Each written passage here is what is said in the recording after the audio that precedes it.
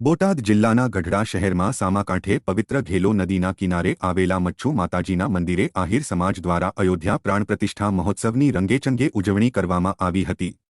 ગઢડા આહિર સમાજના યુવાનો અને બહેનો દ્વારા મચ્છુ માતાજીના મંદિરે ભવ્ય રંગોળી બનાવી હતી।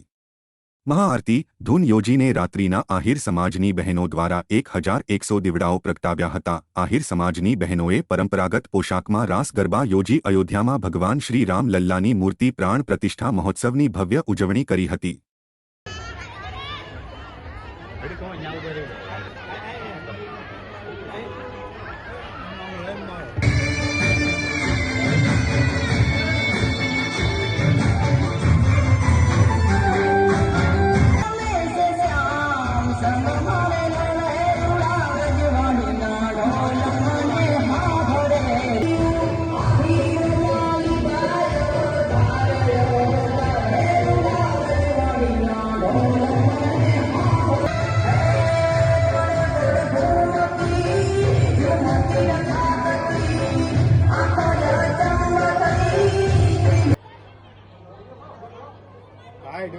રામ